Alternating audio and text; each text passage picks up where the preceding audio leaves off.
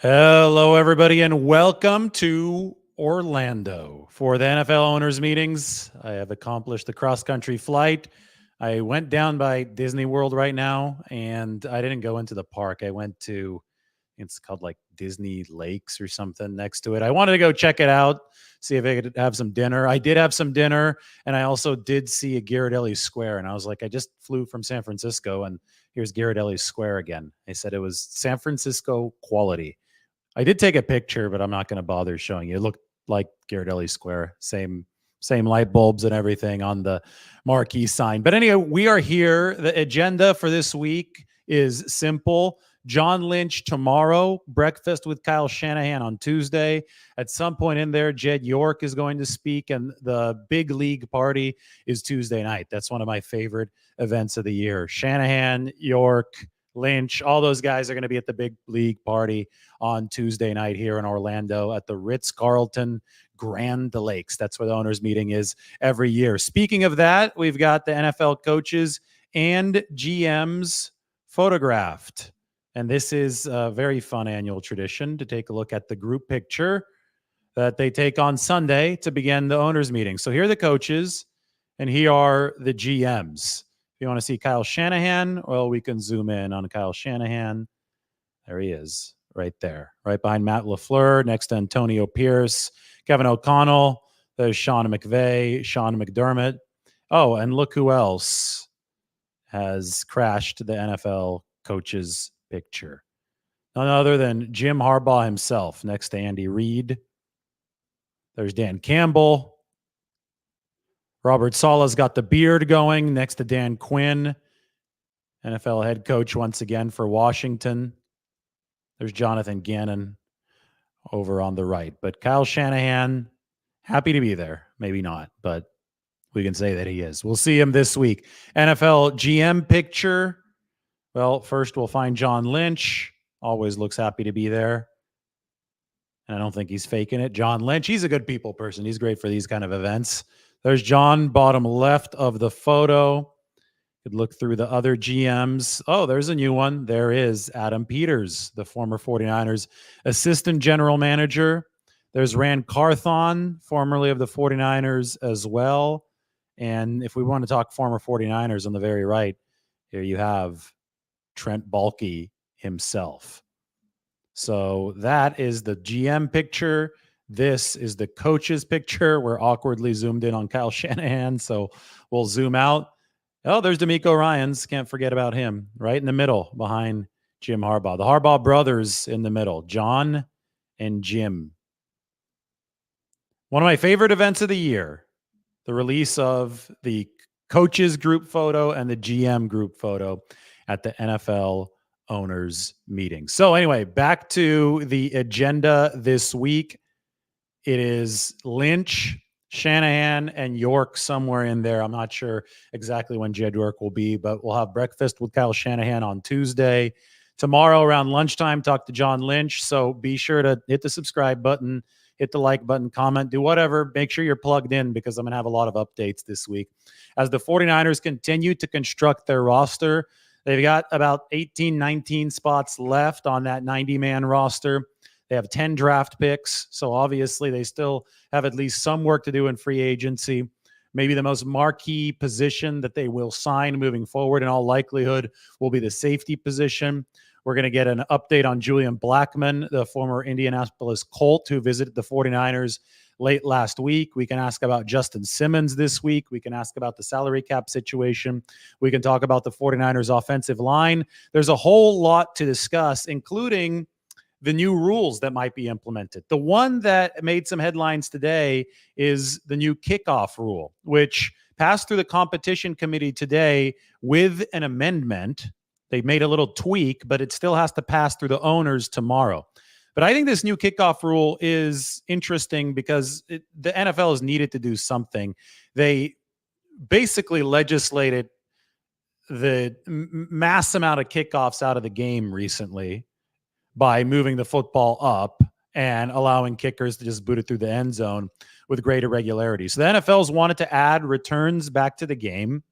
But the reason that they legislated the old kickoff rule out was because it was one of the most dangerous plays, if not the most dangerous play in football. You've got guys picking up a full head of steam, sprinting at each other, and then you've got essentially the equivalent of small car accidents when it comes to the size of the collisions in the middle of the field. So the NFL has tried to take a new idea and hybridize it with the safer kick return that doesn't involve as many high-speed collisions. And the proposal from the competition committee today was tweaked just a little bit. A touchback would come out to the 30-yard line instead of the 35.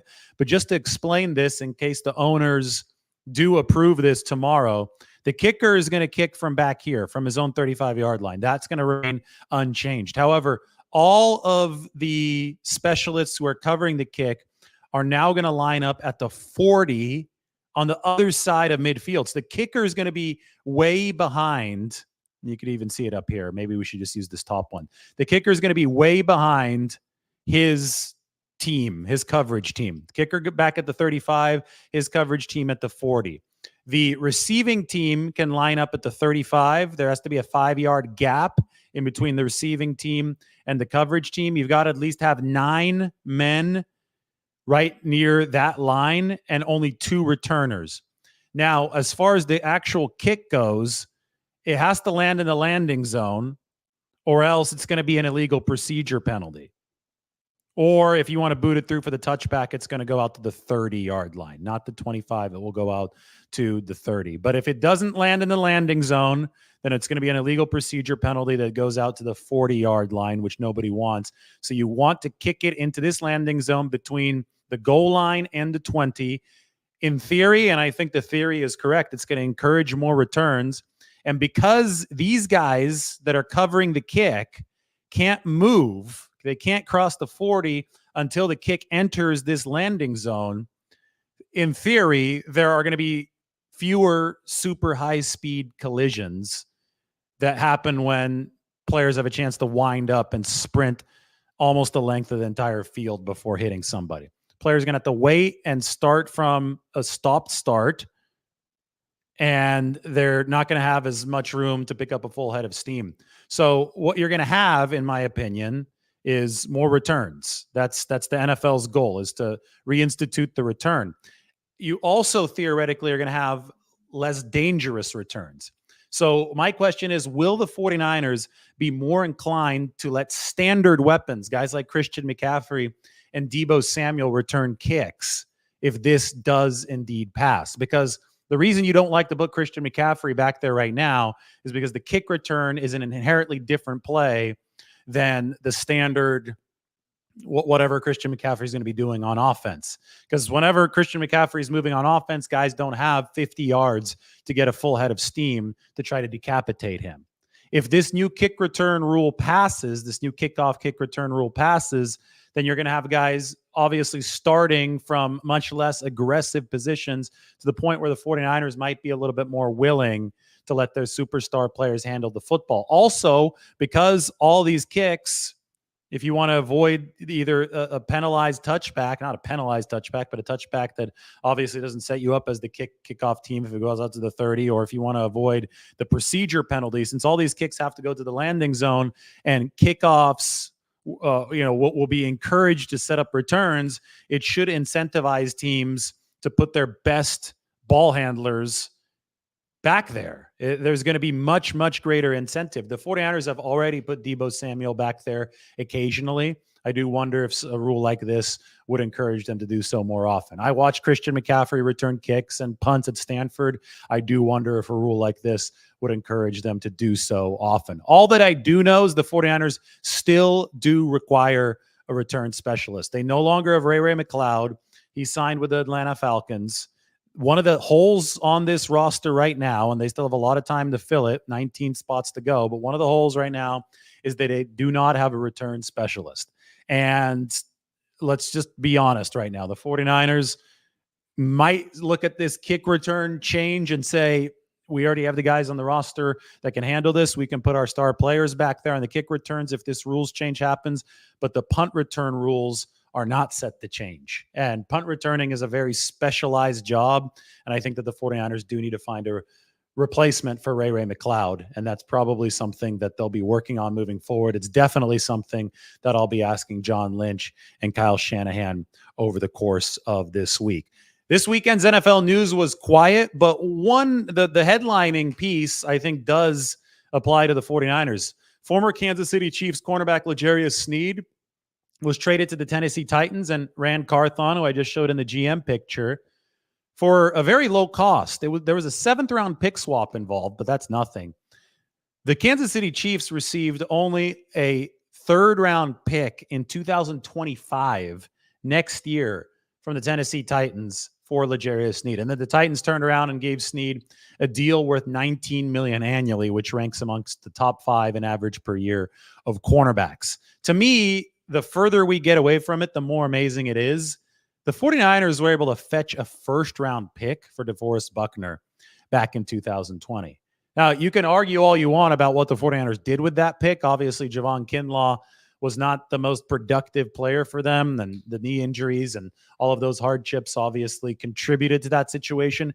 But just in terms of value in that trade, considering that L'Jarius Sneed, all-pro cornerback, commanded only a 3rd-rounder from next year for the Kansas City Chiefs, the fact the 49ers were able to get a 1st-rounder in that draft in 2020 for DeForest Buckner, to me, remains one of the more staggering displays of value in one of these trades. So obviously, draft picks are becoming more and more valued as time goes along. I think teams like the hoard as many of them as possible, because it's the holy grail of taking a big swing at a quarterback prospect that I think makes this league tick.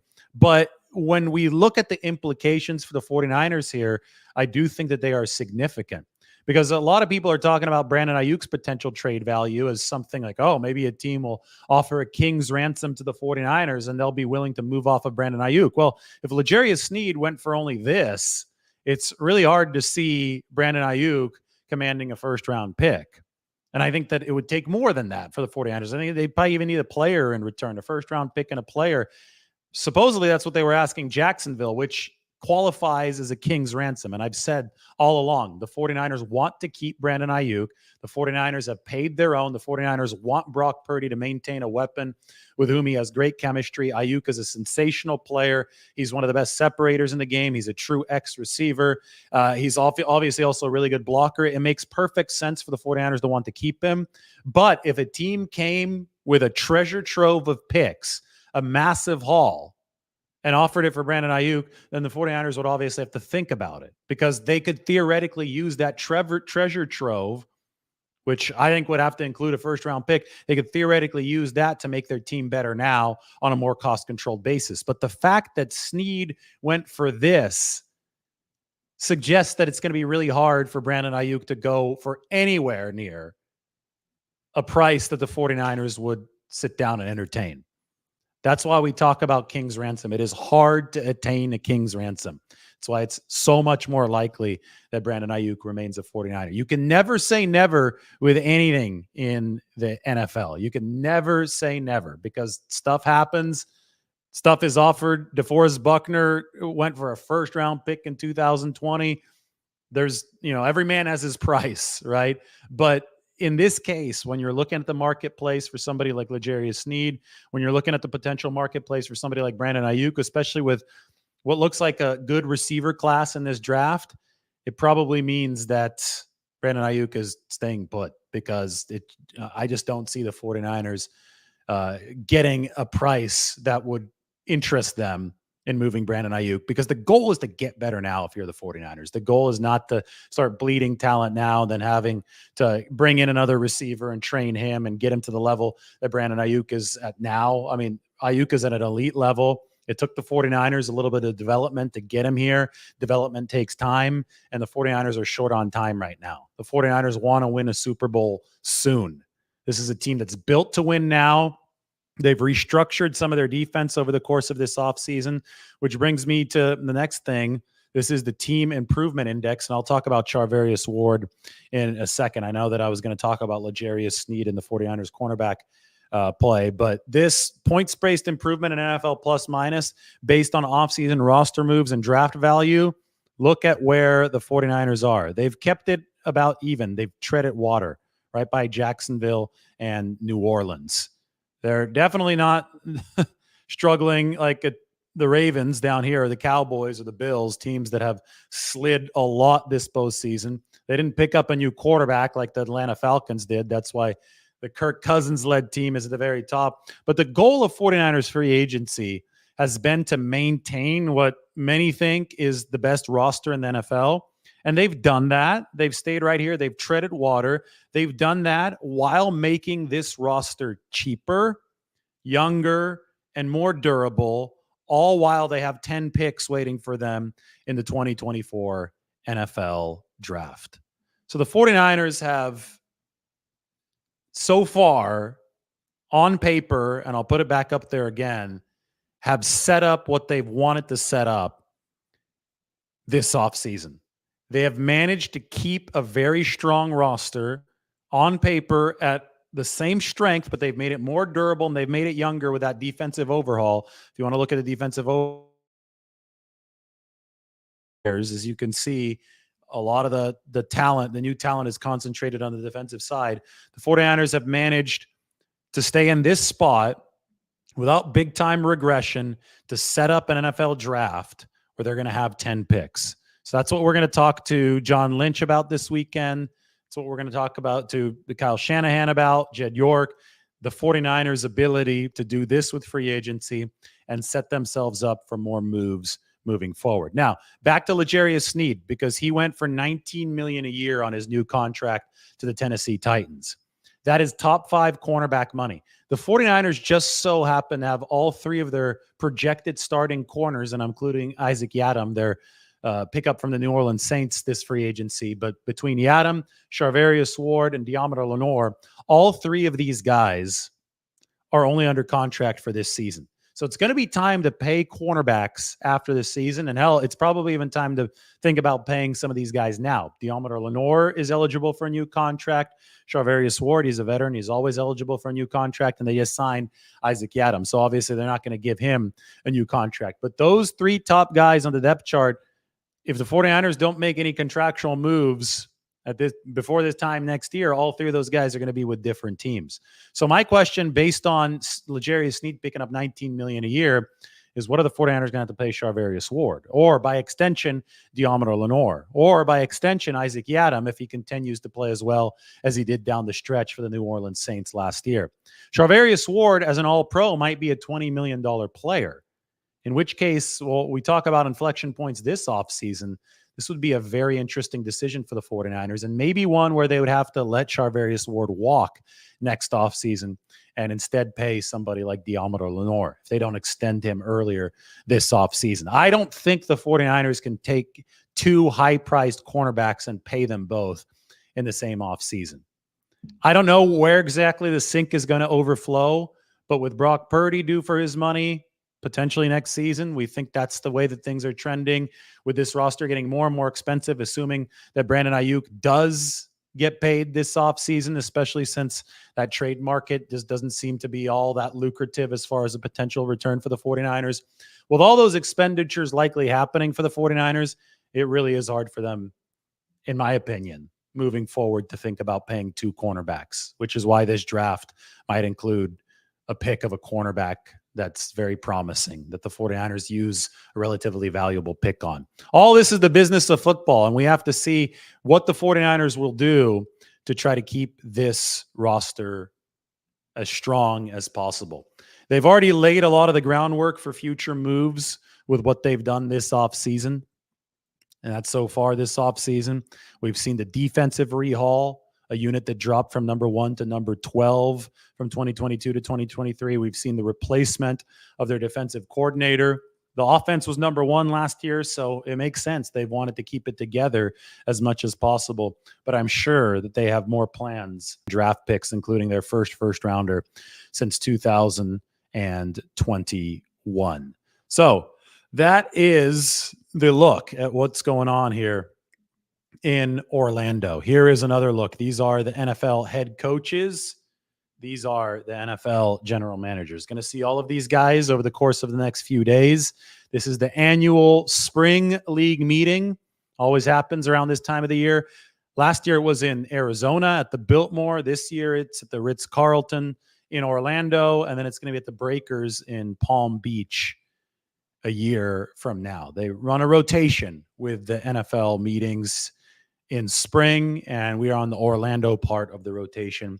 A lot of these guys have kids who are probably going to be at SeaWorld, at Disney World this week, so I think it works well for the NFL. I prefer when it's in Palm Beach or in Arizona, but to each his own. I'm sure a lot of people like Orlando as well. All right, so we talked about the kickoff rule. We've talked about these iconic photos. We've talked about, there's the kickoff rule, by the way. We've talked about the improvement index, and we have showed you the 49ers roster. It is now time for 49ers Q&A here from Orlando. Being Butterfly loves the Breakers in Palm Beach. That is a nice hotel. That's the owners' meetings next year.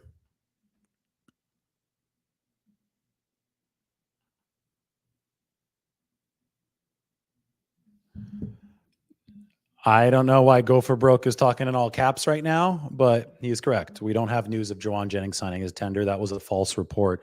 People did not look carefully enough at Juwan Jennings' Instagram earlier this week, or last week, I guess at this point, to realize that Juwan Jennings wasn't actually showing a signed tender. He was showing the tender itself.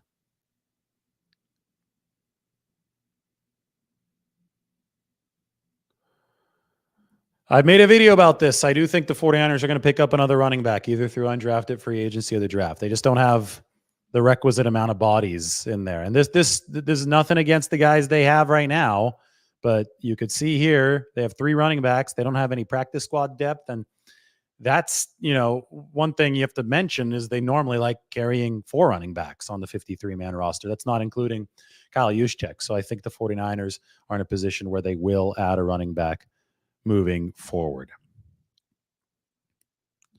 What do I want to learn from John Lynch and Kyle Shanahan? I want to learn about where the safety search is at this point with Justin Simmons and with somebody like Julian Blackmon, who they hosted last week. I want to know where Talanoa Hufanga is health-wise, recovery-wise. I would like to get a Dre Greenlaw update. That helps set the table for what the 49ers still need out of free agency.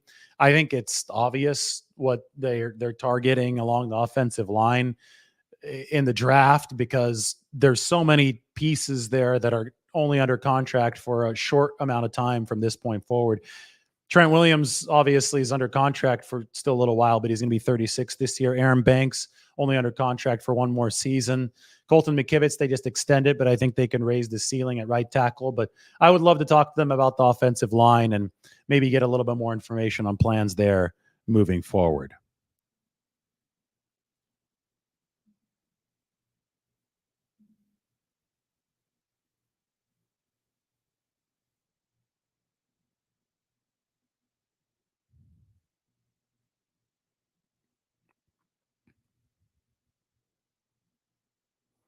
Go for Broke thinks the 49ers will move on from Elijah Mitchell next year.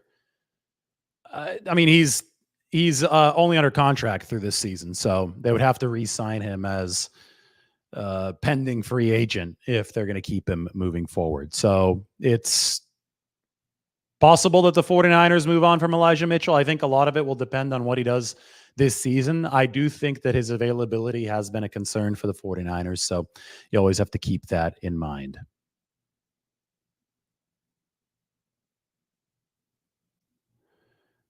Yes, Juwan Jennings is possibly still negotiating at the moment. They have not announced the signing of Juwan Jennings' tender.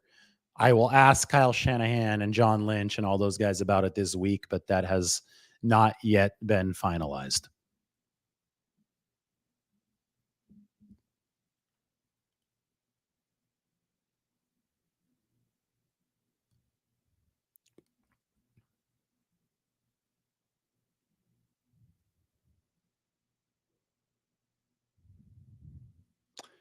With your breakdown showing only a handful of roster spots available, do you think we could see the Niners trading up in the first round?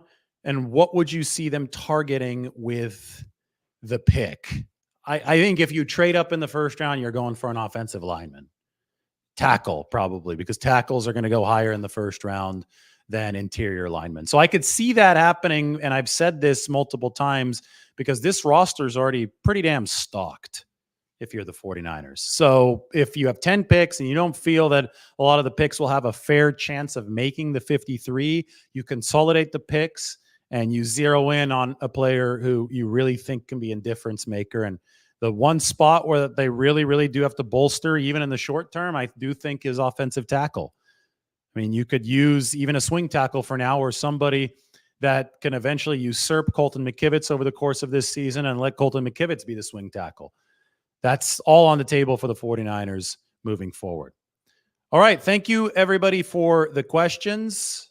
We are in Orlando. I will go through what we talked about one more time. NFL owners meetings here. The agenda is Lynch, Shanahan, Jed York talking, and rules changes. The owners are going to vote on that new kickoff rule tomorrow, which I do think, if it does pass, is going to encourage teams to potentially use their standard weapons for the 49ers guys like Christian McCaffrey and Deebo Samuel on kick returns. We will see if it does pass, but the NFL has had to do something to bring some interest back to what used to be one of the most exciting plays in football, the kick return, but it just isn't anymore because we're seeing so many touchbacks with that ball move forward. But you also have to keep it safe if you're the NFL, and I think that people recognize that the kick return and the kickoff, those were some of the most dangerous plays, maybe the most dangerous play in the game prior to the switch of the touchback rule, or the switch of the kickoff spot. Talked about the L'Jarius Sneed trade. He hardly commanded anything. I mean, it wasn't a lucrative return at all. The 49ers, it's hard to believe they got a first rounder for DeForest Buckner back in 2020. Sneed, $19 million a year. That means that Charvarius Ward might command $20 million a year. He is due to be an unrestricted free agent next season. But the low trade return also suggests that, all these people speculating about Brandon Aiyuk and a first rounder, I don't know if that seems realistic, which is why the realistic option is what I've been repeating as the realistic option all along. The 49ers want to pay Brandon Aiyuk, take care of their own, and move forward with the nucleus that has already accomplished so much. They just have that one extra step to get, and that is kicking the door down and winning the Super Bowl. Talked about the free agent improvement index, 49ers right where they want to be as these NFL owners meetings in Orlando begin. So I'm going to have a lot for you over the course of this week. Buckle up, follow along, hit that subscribe button, hit the notification bell. We'll talk to you very soon.